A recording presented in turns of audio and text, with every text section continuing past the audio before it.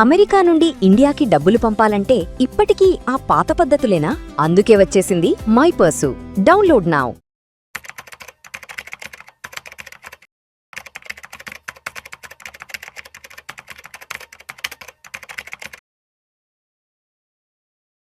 ప్రేక్షకులకి మీ రామచంద్రమూర్తి నమస్కారాలు. ఇవాళ ఈ వీడియోలో మనం కొన్ని ఫైనాన్షియల్ టెర్మినాలజీ మనం రెగ్యులర్గా యూజ్ చేసేది ఫైనాన్షియల్ టెర్మినాలజీ స్టాక్ మార్కెట్లో కానీ ఇన్వెస్ట్మెంట్లో కానీ చాలామందికి ఇంపార్టెంట్ అలాగే అవసరమైంది రెగ్యులర్గా కావాల్సిన టెర్మినాలజీ ఒకటి కొన్ని టెర్మినాలజీ చూద్దాం. ఫస్ట్ ఏంటంటే వీటిల్లో కాంపౌండ్ ఇంట్రెస్ట్. కాంపౌండ్ ఇంట్రెస్ట్ అంటే మనం ఏదైనా అమౌంట్ని ఇన్వెస్ట్ చేసినప్పుడు ఆ ఇన్వెస్ట్ మీద ఇంట్రెస్ట్ జనరేట్ అవుతుంది.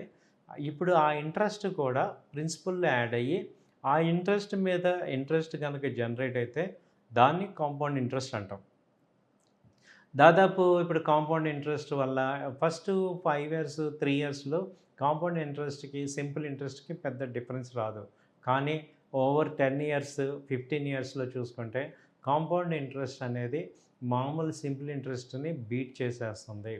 కాబట్టి కాంపౌండ్ ఇంట్రెస్ట్లో గ్రోత్ అనేది లాంగ్ టర్మ్ ఇన్వెస్ట్మెంట్లో కాంపౌండింగ్ ఎప్పుడైతే అవుతుందో దానిలో గ్రోత్ కనపడుతుంది. ఆ తర్వాత టెర్మినాలజీ వచ్చి బేర్ మార్కెట్. ఈ బేర్ మార్కెట్ అంటే ఈ స్టాక్ ప్రైసెస్ ఫాల్ అవుతూ ఉండి మినిమం 20% కన్నా ఎక్కువ కనుక కరెక్షన్ అయితే దాన్ని బేర్ మార్కెట్ అంటారు. ఇక్కడ ఏంటంటే పీపుల్ అందరూ కూడా సెల్లింగ్ ప్రెషర్లో ఉంటారు. మార్కెట్స్ అన్నీ వాల్యుయేషన్స్ అన్నీ డౌన్ అవుతున్నాయి, ప్రైసెస్ అన్నీ డౌన్ అవుతుంటాయి, ఎప్పుడు చూసినా నెగిటివ్ న్యూసెస్ స్ప్రెడ్ అవుతూ ఉంటుంది. సో దీన్ని బేర్ మార్కెట్ అంటాం. ఆ తర్వాత వచ్చి alpha. How much alpha your investment generated అని ఎక్కువ మాట్లాడతాం. ఆల్ఫా అంటే ఏంటంటే ఎక్స్ట్రా రిటర్న్ ఎంత వచ్చింది మార్కెట్ మీద, ఓవర్ మార్కెట్ ఇచ్చిన దాని మీద మీకు ఎక్స్ట్రా ఎంత వచ్చింది. సపోజ్ ఇప్పుడు మార్కెట్ ఇండెక్స్ వచ్చి 10% కనుక రైజ్ అయితే మీ స్టాక్ పోర్ట్ఫోలియో 15% కనుక పెరిగితే మీకు ఆల్ఫా 15 - 10 అంటే 5% ఎక్స్ట్రా ఆల్ఫా వచ్చింది. ఇది ఫండ్ మేనేజ్మెంట్లో పోర్ట్ఫోలియో మేనేజ్మెంట్లో వీళ్ళందరూ ఈ టర్మ్ వాడతారు, ఆల్ఫా ఎంత జనరేట్ చేస్తుంది అనేది. అంటే బేసిక్ ఏదైతే మనం ఇండెక్స్ తీసుకుంటామో దానికన్నా ఎక్కువ జనరేట్ అయినప్పుడు ఆ డిఫరెన్స్ ఎంత ఉంది దాన్ని ఆల్ఫా అంటాం. ఆ తర్వాత వచ్చి ఈల్డ్ ఎంత జనరేట్ అయింది అనేది మళ్ళీ మాట్లాడతాం. ఈల్డ్ అంటే annual income you will get from investments. So ఏదైతే ఒక ఇన్వెస్ట్మెంట్ మీద ఇన్కమ్ ఎంత జనరేట్ అయింది దాన్ని ఈల్డ్ అంటాం. Just like dividend yield, interest yield, debt ఫండ్లో పెడితే ఇంట్రెస్ట్ ఈల్డ్ ఎంత వచ్చింది, అలాగే స్టాక్ మార్కెట్లో గ్రోత్ ఈల్డ్ ఎంత వచ్చింది అనేది చూస్తాం. సపోజ్ ఈ స్టాక్ 100 రూపీస్ స్టాక్ 4 రూపీస్ కనుక పెరిగితే ఒక 1 ఇయర్కి అది మనకి 4% ఈల్డ్ అనేది వచ్చింది అంటాం. సో ఈల్డ్ అనే కాన్సెప్ట్ మనకి ఎంత రిటర్న్ పర్ యానం వచ్చింది అనేదాన్ని ఈల్డ్ అంటాం. ఆ తర్వాత చూసుకుంటే హెడ్జ్ అనేది ఏంటంటే one of the type of activity where market follow అవుతున్నప్పుడు ప్రొటెక్షన్ కింద మనం ఆపోజిట్ సైడ్ బై చేయడాన్ని హెడ్జ్ అంటాం. అంటే మార్కెట్ నేను బయింగ్లో ఉన్నాను, మార్కెట్ ఫాలో అవుతుంది, కౌంటర్గా పుట్ ఆప్షన్స్ తీసుకోవటం లేదా నిఫ్టీ ఫీచర్ షార్ట్ చేయటం లేదా స్టాక్ ఫీచర్ షార్ట్ చేసి ఆ యొక్క ఫాల్ని ఆపటాన్ని హెడ్జ్ అంటాం. సో హెడ్జ్ అనేది బిఫోర్ గెటింగ్ బిగ్ లాసెస్ ఇది లైక్ ఇన్సూరెన్స్ లాగా, బయింగ్ ఇన్సూరెన్స్ అనమాట. In the case of market fall అవుతుంటే ఒక ఇన్సూరెన్స్ తీసుకున్నట్టు. తర్వాత వొలటిలిటీ అనేది ఏంటంటే it measures how widely prices up and down move ఎలా అవుతున్నాయి అన్నదాన్ని వొలటిలిటీ అంటాం. హై వొలటిలిటీ అంటే ఏంటంటే మార్కెట్స్ ప్రైసెస్ విపరీతమైన డౌన్ కానీ అప్ కానీ మూమెంట్ వెళ్ళటాన్ని హై వొలటిలిటీ అంటాం. అలాగే లో వొలటిలిటీ అంటే తక్కువ మూమెంట్ ఉండదని లో వొలటిలిటీ. ఇప్పుడు ఒక స్టాక్ వచ్చి 50 రూపీస్లో 100 రూపీస్లో ఉన్న స్టాకు 75 లో ఉండి 170 హై వెళ్ళింది అనుకోండి, దాన్ని హై వొలటిలిటీ ఉంది ఈ స్టాక్కి అంటాం. అంటే daily up and down movements more than 25% of this average movement ఉంటే దాన్ని హై వొలటిలిటీ అంటాం.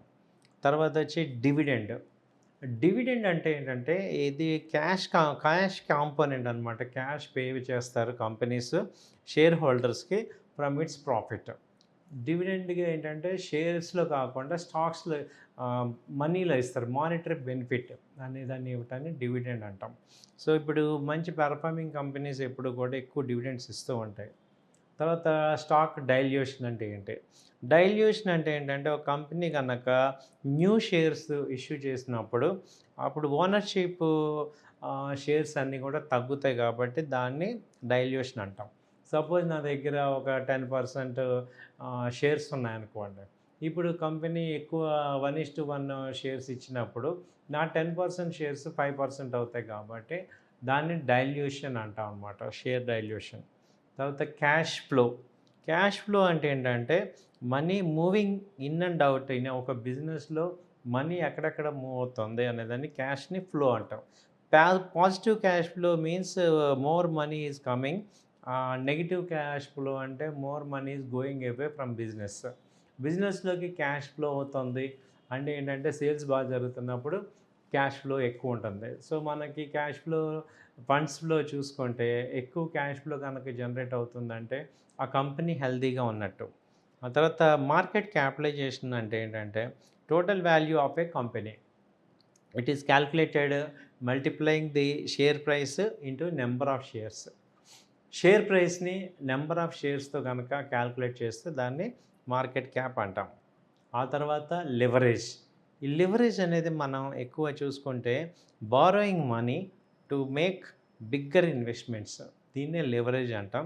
It can boost gains or it can boost losses. ఇప్పుడు మార్కెట్ కనుక రివార్డ్ అయితే పాజిటివ్గా ఉంటే మంచి బూస్ట్ వస్తే ప్రైసెస్ బాగా పెరుగుతాయి. అదే మార్కెట్ క్రాష్ అయిందంటే మనకి లెవరేజ్ తీసుకోవటం వల్ల ఎక్కువ డ్యామేజ్ అవుతుంది. ఇది చూజీగా తీసుకోవాలి. ఆ తర్వాత లిక్విడిటీ. లిక్విడిటీ అంటే ఏంటంటే it is how you can sell something easily. You can sell something అంటే అవైలబిలిటీ బాగా ఉందా లేదా అనేది.